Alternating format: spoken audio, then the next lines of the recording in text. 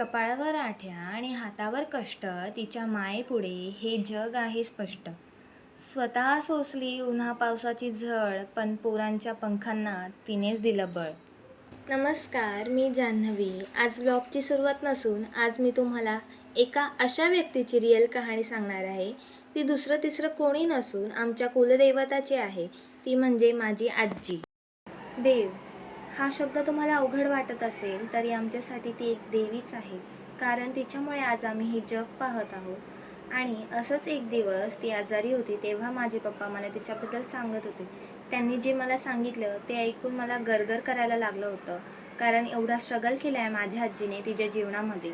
माझ्या आजीला माझे आजोबा सोडून देवाघरी गेले तेव्हा माझ्या आजीचं वय अवघं 32 होतं आणि तिच्या पुढे मोठं संकट वासून उभं होतं. कारण त्यावेळी माझ्या पप्पांचं वय 8 होतं, माझ्या काकांचं वय 6 आणि माझे सर्वात लहान काका त्यांचं वय 4 होतं. माझ्या पप्पांना तर बाबा आठवतात, पण त्यांच्या 2 भावांना बाबा कसे होते ते देखील आठवत नाहीये. त्यावेळेस आमच्या आजीवर आलेलं ते संकट खूप भयानक होतं, पण ती खचली नाही. तिने अशा वादळाचा सामना केला आहे हे ऐकल्यावर आजही अंगावर काटा येतोय. हे सगळं सांगत असताना माझ्या पप्पांच्या डोळ्यात पाणी होतं. त्यांनी सांगितलेल्या आजीची स्टोरी खूप भयानक होती. खूप सांगितलं पप्पांनी, पण मी तुम्हाला थोडक्यात सांगते. आजीने ना खूप कष्ट केले आहेत पोरांसाठी. आमच्या शेतात तांदूळ पिकते, पण ते पीक पावसावर अवलंबून असते. पण नुसतं त्यामुळं पाऊस पडला तर ते पीक येते, नाही पडला तर नाही. पण नुसतं तांदूळच खाणार का? घरात पैसे नसायचे, भाजीपाला, तेल, मीठ लागायचं. त्यासाठी आजी काका व पप्पांना सोडून देशरानात जायची.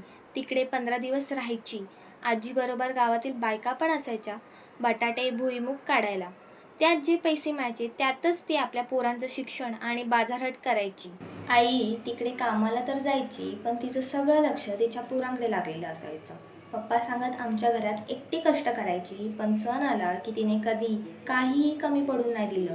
दिवसभर काम करून थकून जायची माझी आजी, पण रात्री येऊन स्वयंपाक करायची. तिला कोणी कधी म्हणत नव्हतं, काय ग दमलीस का, तुझं काय दुखतंय का. आराम करणं कधी तिच्या नशिबातच नव्हतं. ऊन वारा पाऊस असला तरी ती कायम कामच करत राहिली तिच्या पोरांसाठी आणि कधी कोणासमोर झुकली नाही. अँड आय प्राऊड ऑफ माय आजी. आजीने एवढी मेहनत केली आहे पोरांसाठी, त्यामुळे आता तिचे गुडघे दुखतात. तिला चालायला खूप त्रास होतोय. म्हणजे तरुणपणी कामामुळे तिला कुठे फिरायला नाही भेटलं. आता दिवस चांगले आले आहेत, पण आजीची तब्येत तिला साथ देत नाही. आईच्या नशिबात नुसता संघर्ष आहे वाटतंय.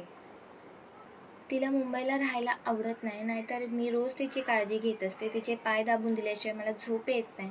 सर्व तिला जागेवर आणून देत असते आणि तिची सेवा करायला मला खूप आवडतं. आणि सर्वात मेन म्हणजे तिच्यासोबत सर्वात जास्त मस्ती पण मीच करत असते. पण तरी देखील उभं आयुष्य गावाकडे काढल्यामुळे तिचं मन काय मुंबईत लागत नाही. मी पप्पांना विचारलं, देशरान म्हणजे कुठे जातात सांगा ना, पण त्यांनी नाही सांगितलं. मग मी पण जास्त हट्ट नाही केला. पप्पा सांगत आई नेहमी आम्हाला जेवायला दिल्यानंतर जेवायची.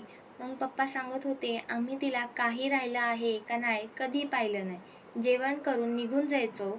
आई जेवली का नाही कधी वळून पाहिलं नाही. त्याचं दुःख पप्पांना आता आठवल्यावरती होतंय. माझी आजी खूप मेहनती आहे. तिने स्वतःच्या आयुष्याचा त्याग केला आहे पोरांसाठी. तिला कधी नटता नाही आलं, सावरता नाही आलं. पण आज मी विचार करते, आजीला कधी महागड्या साड्यांची किंवा दागिन्यांची गरज पडली नाही, कारण तिच्या चेहऱ्यावरचं कष्टाचं तेज आणि तिने घडवलेली तिची मुलं हाच तिचा खरा दागिना होता. आज जरी तिचे पाय दुखत असले तरी तिच्या याच पायांनी आम्हा संपूर्ण कुटुंबाला एका खंबीर पायावर उभं केलंय. आजी तू स्वतःच्या सुखाचा त्याग केलास म्हणून आज आम्ही सुखात आहोत. तुझ्या या उपकारांची परतफेड आम्ही कधीच करू शकणार नाही.